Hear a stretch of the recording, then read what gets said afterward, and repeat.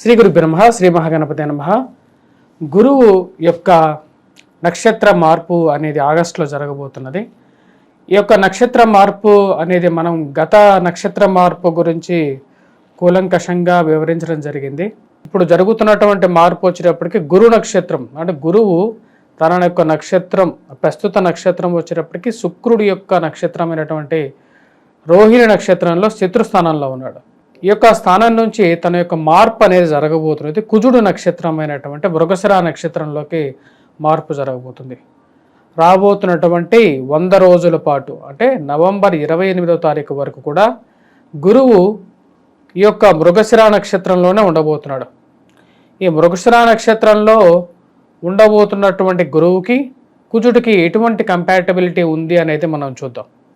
మృగశిర నక్షత్రానికి అధిపతి వచ్చేటప్పటికి కుజుడికి గురువుకి మిత్రత్వం అనేది ఉంది. గత మనం చూసినటువంటి 100 రోజుల పరిస్థితి మనం చూసినట్లయితే చాలామంది టీవీ న్యూస్ పేపర్స్లో కూడా చూస్తుండవచ్చు. ఇదే విధంగా కూడా ఒక డిబేట్ కూడా మనకు వచ్చేటప్పటికి టీవీ నైన్లో జరిగింది. క్రోధీనామ సంవత్సరంలో ఇటువంటి అరిష్టాలు ఎందుకు జరుగుతున్నాయి అని మనం వివరించేటప్పుడు గురువు యొక్క నక్షత్ర స్థితిగతి గురించి కూడా నేను చెప్పాను. గురువు శత్రుస్థానంలో ఉన్నప్పుడు ప్రకోపం అనేది ఎక్కువగా ఉంటుంది. అందుకే ఆగస్టులో మనం చూసుకున్నట్లయితే ఏవైతే వైరాలు ఉన్నాయో ఆ వైరాలు అనేవి కొంత శాంతించడం, యుద్ధ వాతావరణం కొంచెం తగ్గటం అనేది కూడా మనం గమనిస్తూ ఉండొచ్చు. ప్రకృతి ప్రకోపం అనేది కూడా తగ్గుతూ ఉంటుంది. ఇప్పుడు రాబోతున్నటువంటి 100 రోజుల పాటు మృగశిర నక్షత్రంలో గురువు ఉన్నప్పుడు కొంచెం కంపాటబిలిటీ అనేది ఉంటుంది. కాకపోతే కుజుడు నీచత్వం కూడా పట్టబోతున్నాడు. దాని గురించి కూడా వీడియో చేశాను, అది కూడా చూడండి. ఎందుకంటే రాష్ట్రాధిపతి అంటే ఈ సంవత్సరానికి అధిపతి అయినటువంటి కుజుడు ఈ సంవత్సరంలో కుజమాందాబ్దం కుజ నీచత్వం జరుగుతున్నది. ఈ జరగబోతున్నటువంటి కూడా అక్టోబర్లో జరుగుతున్నది అన్నమాట. అక్టోబర్లో జరగబోతున్నది. దాని యొక్క ప్రభావం అనేది కూడా ఈ యొక్క భూమండలం మీద, మనుష్యుల మీద, మరియు అదేవిధంగా మరియు మిగతా చరచరాల మీద కూడా ఉంటుంది. ఇక గురు నక్షత్రం ఎప్పుడైతే జరుగుతుందో ఇప్పుడు నేను చెప్పబోయేది వచ్చేటప్పటికి కుజుడు నక్షత్రంలోకి ఎప్పుడైతే మృగశిర నక్షత్రంలోకి గురువు మారినప్పుడు మిగిలినటువంటి 26 నక్షత్రాల మీద కూడా దాని యొక్క ప్రభావం అనేది ఉంటుంది. అంటే అంగగోచారం అని చెప్పి అంటారు దాన్ని. అంగగోచారంలో శిరస్సు, ముఖము, అదేవిధంగా ఉదరము, ఛాతి, జననేంద్రియాలు, పాదాలులో మిగతా 26 నక్షత్రాలు కేంద్రీకృతమై ఉంటాయి. ఒక నక్షత్ర మార్పు జరిగినప్పుడు 26 నక్షత్రాల మీద కూడా దాని యొక్క స్థితి ఫలం అనేది ఇవ్వడం జరుగుతుంది. దీన్ని బట్టి కూడా ముహూర్త నిర్ణయం, అదేవిధంగా మిగతా 26 నక్షత్రాల యొక్క స్థితిగతి మీద వాడి యొక్క ఫలం అనేది చెప్పడం జరుగుతుంది. ఇప్పుడు అది ఎటువంటి ఫలితాన్ని ఇవ్వబోతుంది, 26, 27 నక్షత్రాల వారికి సుఖంగా ఉంటుంది అని చెప్పి దీనిలో ఉండదు, అది గమనించాలి. ఇది వంగర వారి పంచాంగ సిద్ధాంతాన్ని కాబట్టి నేను గణన చేసి చెప్పడం జరుగుతుంది. మీరు ఎవరికైతే ఏ నక్షత్రానికైతే బాగుండదో వారు కొన్ని తగు జాగ్రత్తలు తీసుకోవాలి. దైవ ధ్యానం చేసుకోవటం, దైవ ధాన్యం చేసుకోవటం, మంత్రోచ్చారణ చేసుకోవచ్చు. ఇలాంటివి చేసుకుంటే సరిపోతుంది. కర్కాటక రాశి వారికి ఎలా ఉంటుందని చూద్దాం. కర్కాటక రాశిలో వచ్చినప్పటికీ మనం పునర్వసు, పుష్యమి, ఆశ్లేష నక్షత్ర జాతకులు ఉన్నారు. పునర్వసు నక్షత్ర జాతకులు 4వ పాదం వచ్చేటప్పటికి ఇక్కడ మనకు శిరస్సుగా మనం భావించడం జరుగుతుంది. ఎందుకంటే మృగశిర నక్షత్ర జాతకులు, దాని తర్వాత ఆరుద్ర, పునర్వసు నక్షత్రం కూడా దాని కిందకి వస్తుంది అన్నమాట. సో 4వ పాదమైనటువంటి పునర్వసు నక్షత్ర జాతకులు ఎవరైతే కర్కాటక రాశిలో ఉన్నారో వారి మీద కూడా వచ్చేటప్పటికి కొంచెం నెగిటివ్ ఇంపాక్ట్ అనేది ఉండబోతున్నది. ముఖ్యంగా చేసేటువంటి పనుల్లో ఎక్కువగా కదలిక రాకపోవటం అనేది ఈ యొక్క నక్షత్ర జాతకులు పునర్వసు నక్షత్ర జాతకం మీద ఎక్కువగా ఉంటుంది.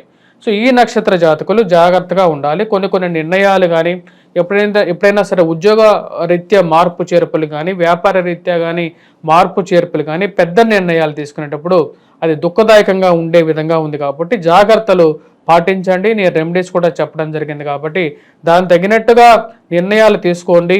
1-2 సార్లు ఆలోచించి ముందుకు వెళ్ళటం అనేది ముఖ్యం. ఎందుకంటే జ్యోతిష్యం అనేది మనకు దారి చూపిస్తుంటుందే కానీ మనకు అదే మన జీవితాన్ని డిసైడింగ్ ఫ్యాక్టర్ కాదు. కాబట్టి మీరు తీసుకునే నిర్ణయాలు మీకు నెగిటివ్ ఇంపాక్ట్ ఇవ్వకుండా ఉండటం కోసం చెప్పడం జరుగుతుంది. తదుపరి మనం గమనించినట్లయితే కర్కాటక రాశిలో ఉన్నటువంటి పుష్యమి, ఆశ్లేష నక్షత్ర జాతకులకి అనుకూలమైనటువంటి ఫలితాలుగా చెప్పవచ్చు. ముఖ్యంగా ఎందుకంటే గురువు సంచారంలో గురువు ముఖాన్ని చూడడం జరుగుతున్నది కాబట్టి, మోమును చూడబోతున్నాడు కాబట్టి తద్వారా సంపదను సృష్టించబోతున్నాడు. అదేవిధంగా కర్కాటక రాశికి లాభస్థానాల్లో గురు సంచారం అనేది యోగ్యకారకం. కాకపోతే అన్ని నక్షత్రాలకి యోగ్యాన్ని ఇవ్వట్లేదు. మనం చూసినట్లయితే పుష్యమి ఆశ్లేష నక్షత్ర జాతకులకే యోగ్యాన్ని ఇస్తున్నది.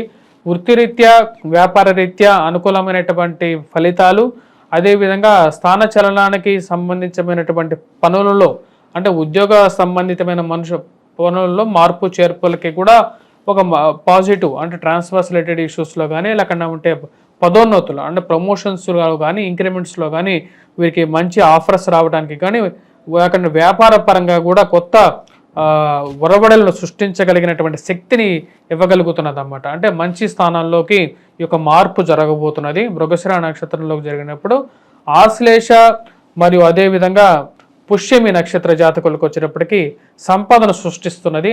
అదేవిధంగా పునర్వసు నక్షత్ర జాతకులకి కొంచెం దుఃఖదాయకంగా ఉండబోతున్నది అన్నమాట. వ్యాపార పరంగా గురువు వచ్చేటప్పటికి వ్యాపార పరంగా సుఖాన్ని సంతోషాన్ని ఇవ్వగలుగుతాడు. వివాహ ప్రయత్నాల్లో అనుకూలమైనటువంటి ఫలితాలు ఇవ్వగలుగుతాడు.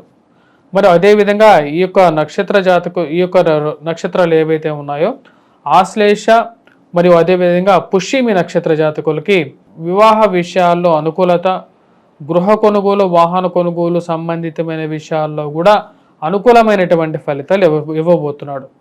వ్యాపార పరంగా కానీ ఇన్వెస్ట్మెంట్స్ పరంగా కానీ రాబోతున్నటువంటి 100 రోజులు కొంచెం అనుకూలత అనేది ఎక్కువగా ఉండే విధంగా ఉంది.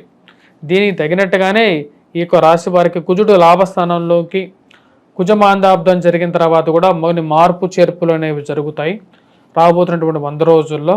ఆ టైంలో కూడా ఈ యొక్క రాశి వారికి అనుకూలమైనటువంటి స్థితిగతులకి కుజు సంచారం జరగబోతున్నది. అది కొన్ని రోజులు మంచిగాను కొన్ని రోజులు నెగిటివ్గా, దాని గురించి నేను క్లియర్గా వేరే వీడియోలో చెప్పడం జరిగింది. ఈ యొక్క నక్షత్ర జాతకులు ఎవరైతే ఉన్నారో పుష్యమి మరియు అదేవిధంగా ఆశ్లేష నక్షత్ర జాతకులకి అనుకూలమైనటువంటి ఫలితాలుగా చెప్పవచ్చు. వివాహ ప్రయత్న సంబంధితమైన విషయాల్లో అనుకూలత, స్థిరచరాస్తుల కొనుగోలు సంబంధితమైన విషయాల్లో అనుకూలమైనటువంటి ఫలితాలు కూడా పొందగలుగుతారు. ఎవరైతే ఈ యొక్క పునర్వసు నక్షత్ర జాతకులు ఎవరైతే ఉన్నారో వారు మటుకు నేను చెప్పినటువంటి రెమెడీస్ ఏవైతే ఉన్నాయో అవి పాటించగలిగిన వాళ్ళు పాటించేస్తే మంచి అనుకూలమైనటువంటి ఫలితాలు పొందగలుగుతారు. ఎటువంటి పరిహారాలు చేసుకోవాలి అనేది చూద్దాం. ఈ రాశి వారికి వచ్చేటప్పటికి ముఖ్యంగా రాశితో పాటు నక్షత్ర రీత్యా చెప్పడం జరిగింది. 27 నక్షత్రాలకి ఏ నక్షత్రానికి ఆ రాశిలో ఉన్నటువంటి 3 నక్షత్రాల్లో ఏ నక్షత్రానికి బాగలేదు కూలంకషంగా చెప్పడం జరిగింది. సో ఈ నక్షత్ర రీత్యా ఆ నక్షత్ర వాళ్ళు ఎవరెవరికైతే కొంచెం ఇష్యూస్ అనేవి ఎదురవుతూ ఉన్నాయో వారి యొక్క సొంతంగా ఎక్స్పీరియన్సెస్ బేస్ మీద కూడా వారు ముఖ్యంగా వచ్చేటప్పటికి గాయత్రి మంత్ర జపం, ఎవరికైతే ఉపాసన ఉందో గాయత్రి మంత్ర జపం చేసుకోవచ్చు. లేనటువంటి వారు మేధా దక్షిణామూర్తి శ్లోకాన్ని పఠించడం, అదేవిధంగా గురువారం పూట దత్తాత్రేయ స్వామిని పూజించినట్లయితే సరిపోతుంది. లేనటువంటి వారు నివసించేటువంటి గృహంలో ముఖ్యంగా ఈ నార్త్ ఈస్ట్ సైడ్ దీపాన్ని ఉదయం పూట సాయంకాలం పూట దీపారాధన చేయగలిగే, ఎందుకంటే మన పూజా మందిరం నార్త్ ఈస్ట్ సైడ్ ఉంటుంది, అక్కడ ఈస్ట్ ఫేసింగ్లో కానీ ఉంటుంది. అక్కడ దీపారాధన అనేది అనునిత్యం చేయాలన్నమాట. అంటే ఉదయం పూట సాయంకాలం పూట 2 పూట్ల చేయటం వల్ల కొంచెం అనుకూలమైనటువంటి ఫలితాలు ఎక్కువగా ఉంటాయి.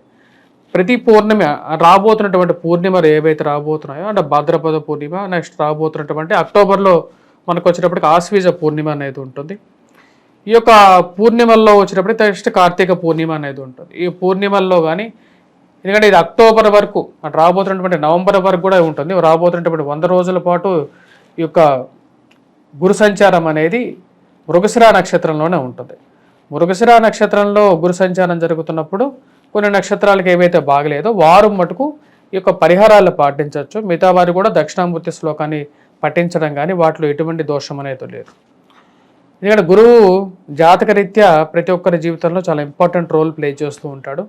వారు పుట్టినటువంటి సమయాన్ని బట్టి, లగ్నాన్ని బట్టి, మరియు అదేవిధంగా చంద్ర లగ్నాన్ని బట్టేసేసి కూడా వారికి ప్రభావం అనేది ఉంటూ ఉంటుంది అన్నమాట. సో ఇటువంటి పరిహారాలు చాలా సింపుల్ రెమెడీస్ మన ఇంట్లోనే చేసుకోవచ్చు అన్నమాట. సో మన ఇంట్లోనే మన పిల్లలకి కూడా నేర్పించండి దక్షిణామూర్తి శ్లోకాన్ని ఎలా చదవాలి, మరియు అదేవిధంగా మన యొక్క దీపారాధన ప్రక్రియలు చేయటం అనేది ఎలా చేయాలి అనేది కూడా మీరు పాటించినట్లయితే శుభం కలుగుతుంది. స్వస్తి.